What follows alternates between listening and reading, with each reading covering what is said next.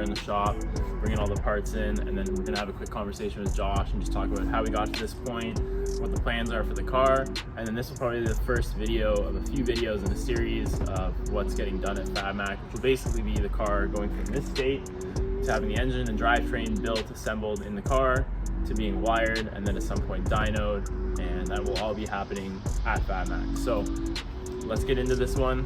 We're gonna get the car inside, and we're gonna have a conversation with Josh about the plans of the car, and we'll go from there.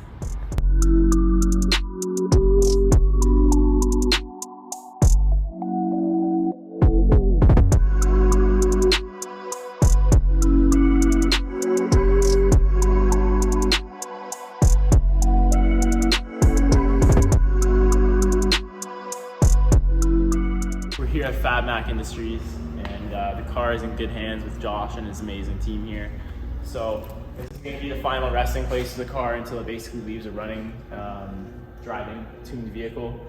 So this will probably be the first of a couple of videos in a series. We're going to be covering everything from the engine being built to some of the fabrication work that's still left to be done, to the wiring process, ECU, and then as well tuning. And then at some point it will leave the shop, go to Serious Garage Works, get painted by the best, and then it will come back for final assembly. That's if things go the way we want them to go. But with that being said, today we just got the car moved in, got all the parts here. We're gonna speak briefly to Josh just about some of the details of this car in terms of what we have planned for the engine package and whatnot. But yeah, this is episode 1 and who knows how many, but this is a big day. Excited to have the car here.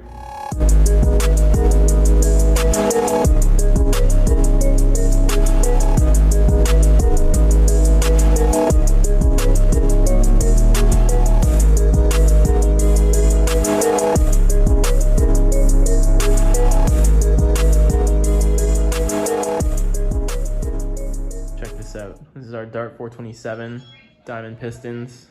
It's nice to see it with pistons in it, crank, etc. Looks super gangster. So on top of that, we got our Sicky 1 7/8 LS swap headers for this bad boy. Nice piece of metal right there. And then we got a sick carbon intake. This thing is gonna look so gangster popping out the hood of the car. So it's nice to see some of these parts showing up, and soon enough we'll have ourselves a complete engine sitting on this stand. So excited to see Josh do his thing, and of course when we get to the engine building process, we'll make sure to do a full video on the engine build.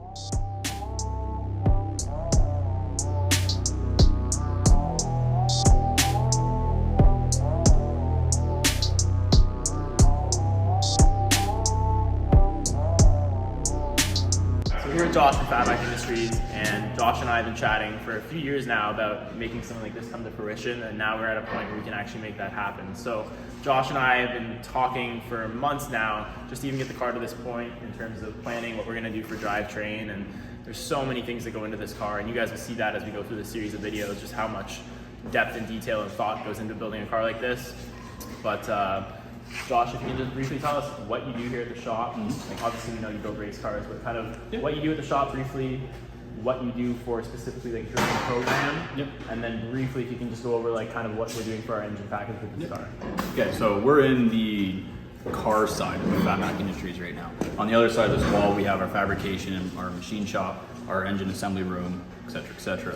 On the other side of this wall is our wiring bay where we have 3 cars being wired, which eventually at some point this car will move over.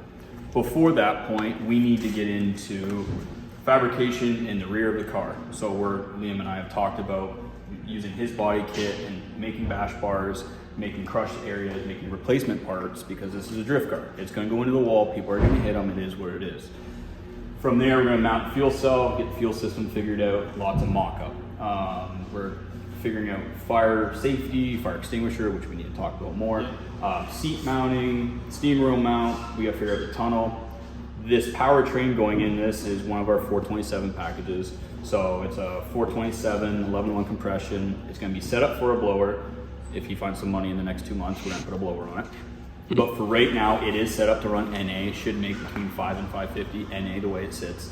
But it's perfectly fine. Once that next step of the car is ready, we can put a blower on it. We're doing everything once. all the accessories, the way this car is set up, the dry sump system, everything will be set up to run the blower when the time comes. I don't like spending people's money twice, so we always try and think way ahead. A lot of our conversations over the last 6 months have been trying to figure out what will work now and in the future. Engine package is very similar to other ones I've sold to other guys and my drivers, so we are proving and testing these products out all the time.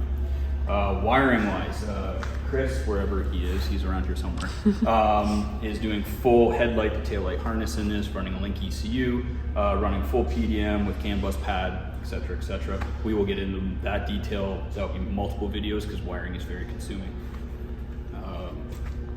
What else? So I mean, Josh just kind of covered that highlight.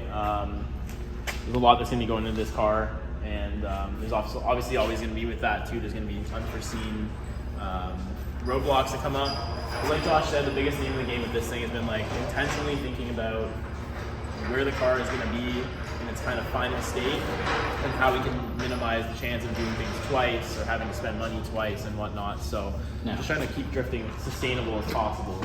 Even though drifting is not sustainable Not by at all. any means. Like you said, there is hurdles. Like in this industry, I've learned over years and years and years not to take things too personally. Because sometimes you can't get parts, sometimes things happen, sometimes you change your mind and you have to rebuild things over and over again. Sometimes you change your mind. Often you change your mind. Yeah. Truck and Hoist is a prime example. Yeah. But anyways, you try your best to be as forward thinking as possible, and sometimes it works and sometimes it doesn't.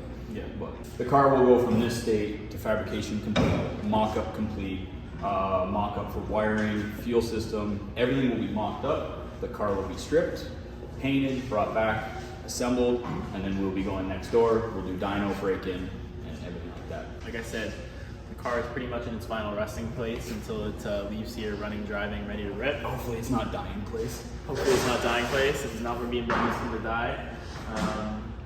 But yeah, I'm super excited. I'm excited to give you guys some cool content and get into depth and kind of like not only what Josh does here, but kind of trying to figure out the best solution for this BMW and then eventually obviously test it and see how it all works. But I'm excited about the LS platform. I'm excited about the plans that we have for it. And I'm just itching to drive this thing. So stay tuned. This is video one of many, but I'm excited to bring you guys some good content. Yeah, you want to place bets on the videos we make on this one? I'm saying 16 videos. I'm saying like 12. Chris is probably gonna take 3 wiring. You can, Chris, wave with the camera. He's a wiring guy. Probably 2 to 3 videos just in wiring. Just a nice video. The more the better, we'll see. Yeah. So, yeah, thanks for watching guys, and stay tuned for more stuff to come about this car, and let's get down to it.